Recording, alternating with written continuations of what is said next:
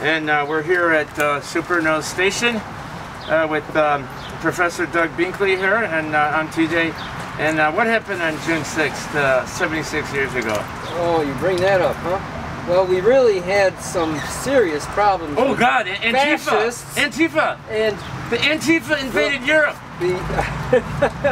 I know you're joking. Well, anti-fascist! What happened is that this whole country suddenly became united to defeat Nazis and fascists. And there we had a really a proper cause and a proper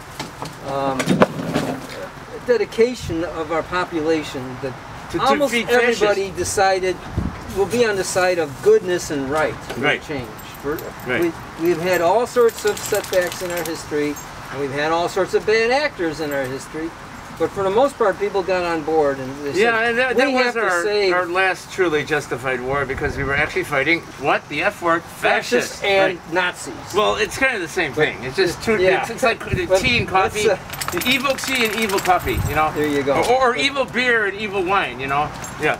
And we had Canada joining us, and Great Britain joining us on this side, and the French resistance, double cross, you know, and then way out there in Ukraine and Belarus and Russia, and all those countries, you know, they were united as the Soviet Union coming this way, because they were pissed off at the Nazis too, because they had scorched earth policy. But all right, I brought that up because you know, our president, if you want to call him a president, he's more of a resident to me, wants to declare Antifa a terrorist organization. Now let me get this straight.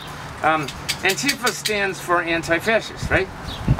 And it's not an organization, it's a thought. It's just like being progressive, being liberal, being conservative, being communist.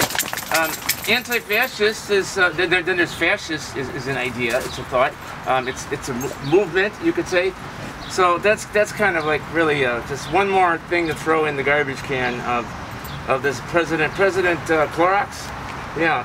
We wish he would drink some Clorox, you know? So here we are. It's rather than advising other people to do it. Yeah, right. So Antifa is a complicated issue. Yeah. There actually is an organization, but it's not a real. It's kind of like we view fascism. But for any, I have to say this: I am anti-fascist. Me too. You're anti-fascist. My dad was an anti-fascist in World War II. People, when there was a serious fascist attempt to take over the entire world, people in this country were mostly anti-fascist, except for a handful that actually sympathized with the fascists. Yeah, Nazis. right. And of course we had a whole, we have a complicated history, and we had, of course, one of the ancestors of one of our presidents, I'm talking about, of course, George W. Bush and George H. W. Bush. Right. Ancestors of a couple of our presidents. Prescott Bush was kind of known, sort of like Charles Lindbergh was, as siding with the fascists to some extent. So, not everybody, but for the most part, we had a country united to try to defeat totalitarianism and fascism. Right, now we fast forward to 2020, actually I should say to 2016, America elected its first truly fascist president, and now here we are in 2020, and how many times do we have to say enough is enough? Rest in peace, George Floyd. There's really not much more to say about it. It's on video what happened there. I mean, if those cops get off, oh boy, you're going to see riots that are going to make the 60s look like apple pie, you know? Well, I don't want to think about that. I just am happy now that some inciting incident, and you and I have talked about this for 3 years. For 3.5 years, we've been on board with everything we need to do legally, non-violently, to get this fascist, sycophant, horrible person, this liar in chief, this criminal in chief, get him out and get his enablers out too. Let's not forget the Republican Party that's enabling him to do this. And we've had a few... They had a chance to get rid of him by voting to convict him of the impeachment. But we had articles, fascists in the Senate. one of the articles, but we only had one Republican had the guts to vote to get him out of office. Right. And now what do we have? We're having to wear masks. We're having to go around with gloves whenever we go to the grocery store or whatever. And when we meet, we have to try and socially distance ourselves because the virus was allowed to get super strong and kill a whole bunch more people than should have been the case if we'd have had a proper commander-in-chief that actually said, I will get onto this, I will be a leadership person to the people and explaining how they need to quickly go into quarantine and how they quickly need to respond to this so that we shut the virus down. But we didn't have that happen. The problem is, here's a man that wants power and he's acting like he'll use power. He was leaning to try to use power of the military to suppress these protests, which are nonviolent protests. We can get into about who the bad actors are. And the opportunists, the opportunists and the people that are, they are not really and the Proud Boys, which is a real terrorist group that go around creating chaos. And most of them are just criminals. They're white guys, you know. Criminals who want to loot. They're criminals, yeah. And they're cowards too, because some of them are white supremacists who want to try to give. They are, and they're cowards too, because I've seen it on video. There's a bunch of people of color protesting peacefully, and older white people protesting peacefully, and this white kid. It happened in Minneapolis, happened in Chicago. A white kid jumps in front of them, breaks the window, and then falls back. And he throws a, how do you say that, Molotov cocktail? A Molotov cocktail. And now the building's burning, and then what happens? Then you have a third group, okay? There's the idiots that aren't really, they don't have an agenda like the Proud Boys. And they just jump in just to take TV sets. Just there on hand to do some looting or whatever. Or people that, without discipline, try to provoke police or something like that. Well,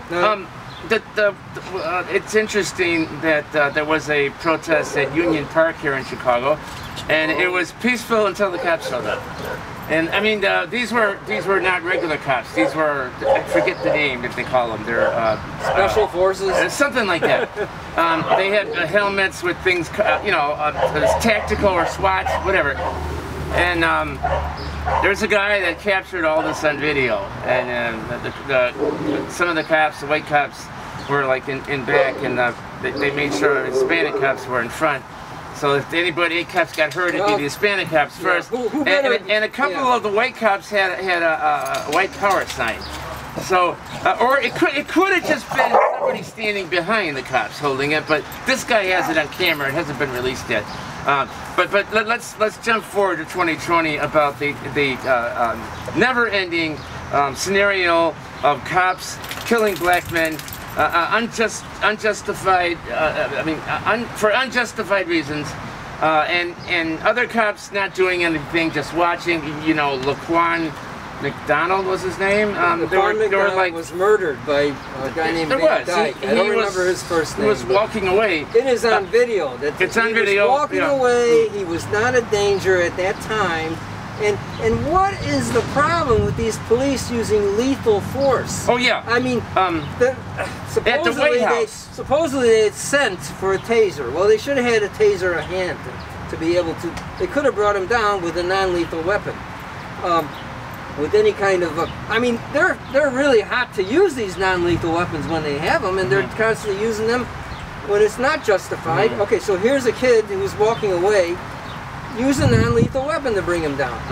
Or for God's sakes, if you did think he was a danger, shoot for his legs, okay? Yeah. But this guy, shoot to kill him. 16 times. Yeah, and it's just unbelievable. Now with George Floyd. Unbelievable. With George Floyd, who, if you look at him, he looks like a teddy bear. And he was not resisting, he was handcuffed. That's all you need to do. Well, he was known as the gentle giant. So what the fuck? Well, this is the guy Chauvin. He appears to be, he had something going on with him because you had like 18 complaints against him. Yeah, and now in any normal business, if you have 18 complaints, I mean, on my job, if I had like 1 or 2 complaints, I would be on probation. I would be like, well, you're going to be fired if you get a third strike, you're out. I mean, that is what a normal corporation, even if we're talking about a normal capitalist corporation, you know, you are not going to get away with that, because you are serving the public. If you are in a corporation and you're providing a service, or you have a product that you're putting out. Now with the police, their product is that they are supposed to prevent crime. They're supposed to respond to criminal acts. Hey Daniel, don't put that back there, because I'm gonna. Okay. You got this place going to the dogs here, I guess. But anyway, the police have a service, and it's supposed to be to serve and protect. That's the motto, at least in the Chicago Police Department. I don't know what it is about the New York Department or the Minneapolis Police Department. The Minneapolis Police Department apparently has some very bad actors, and for years it's been known that they do. They have a police labor union that has a guy that he just seems like a bona fide fascist with the way he's coming out. Well, they're not a labor union; they're more of a gang. They're more like some people compared them to the National Rifle Association. Yeah. And what they're like. Yeah. But the point is, we have put up with this for so long, and enough is enough. That is what this was the straw that broke the camel's back. And to add to that, we've been frustrated for 3 years that there's only been, I'd say about a dozen, maybe 15 huge marches. I mean, like 250,000, 100,000, 50,000. Okay, and those were in Chicago, mainly downtown. Okay, that's not enough for 3 years. Okay, but however, fast forward to 2020, it took the killing of George Floyd to get people out, not just for his murder, but for everything, every day. And not just one protest in downtown Chicago. There are 6 on the same day. In fact, right now they're massing there was one right here. We were at the South Side here. Southsiders for Peace organized it. It was 103rd and Western, and we went around and held signs, and people honked and everything. And we should encourage people to be out with their local protests. And as we speak, there's a protest going on the north side, a much bigger one. And there's also, I think, one in Evanston. There's one in Griffith, Indiana. There's, I think, one in way out there in Chicago Heights. And was one more. But this is all on the same day. I mean, hallelujah! We finally reached the promised land. Well, not quite. The depredations of our society, the problems it's had, and all of the injustices just seem to be like just piled onto this one event of this horrible police murder of this man, that it just got people to have a sense of such outrage that they just weren't going to take it anymore. And they were in other countries too. They were in other countries, Greece. You look at Australia. You look at London. Had a tremendous. I couldn't believe it this morning, seeing a tremendously large crowd they had in London, and they're protesting not only what happened in the United States, but they are bringing up the fact that there's a racism component in Britain. Britain, right? They have. They didn't used to have that many African Americans. There's been a good deal of immigration there, and well, they have African Britons. Because they were slaves. They do. They were slaves. They didn't have so many, but they've had more come in, and Europe has unfortunately had a similar problem, which I hadn't realized, but which is I'm being educated by our friends in Berlin and Paris. And there's a lot of people of color, immigrants from the Middle East too, that is creating racism in Europe. Yeah. So. It is not just the United States, but the United States, of course, our country had the original sin of slavery, which was not part of Great Britain, and the British Empire. The British Empire got rid of slavery much earlier, in something like 1817 or something like that. Whereas we had to have a civil war, and we had a problem with the fact that the Reconstruction that happened after the Civil War under Grant was kind of curtailed by the fact that the Southerners took over things, and they instituted this racist structure where they were controlling all the African Americans that had previously been slaves with terrorism, with the Ku Klux Klan, and with just the fact that they outnumbered them, and they were able to put in these crazy laws like literacy tests for to be able to vote. So that was the original voter suppression after the Civil War. And we're having more of that now, voter suppression that is geared at minorities like African Americans and Hispanics, which is another thing. One side of my sign said that no more. We have to get rid of bad cops, and the other side said no more voter suppression. So the two things are linked. And a lot of these issues are linked. That's why it's so good that we have so many people that got on board with the Black Lives Matter movement. Well, now it's combine that. Now it's on steroids. And so it's good. We have a lot of people in the streets. There's going to be protests tomorrow too. We want to keep it up. We don't want it to become extreme though. We want to be careful that we don't allow it to be called an extremist movement. That's what Trump and Barr want to do, and which is why Barr was immediately tried to bring up blaming far left groups in Antifa for all the looting that was occurring. No. Antifa and leftist groups, leftists now. If you're any kind of liberal at all, they call you a leftist. And, or a commie. They just, yeah, right. I mean, Putin is a communist. Well, I mean, here, this is our president here. Trump loves Putin and he's a communist. So this is the language of our president. Drink bleach. Drink bleach and die. He's such a crazy person that he comes up with these off-the-wall things. Drink bleach. But don't let that fool you. He is cunning. He is clever in a certain. He's got like a snake-like ability to think of ways to ambush you and strike with the venomous things. So Trump is very dangerous. Oh, and the Republicans are very dangerous. Add fuel to the fire, or pour more gasoline on the fire.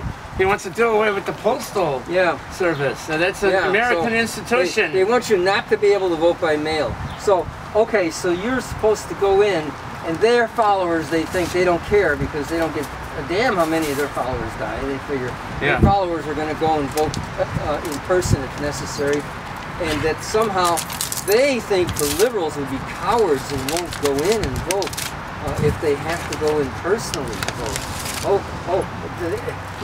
I will do that, and I know TJ will do that, because we're patriots and we care about this country, so we're going to vote no matter what. But they're trying to destroy the post office so that you won't be able to vote by mail in November if you choose to do so. I think the post office is great. It should be your right to vote for people complain about long lines at the post. I have no problem with the post office. They always post office is great. Yeah, they do a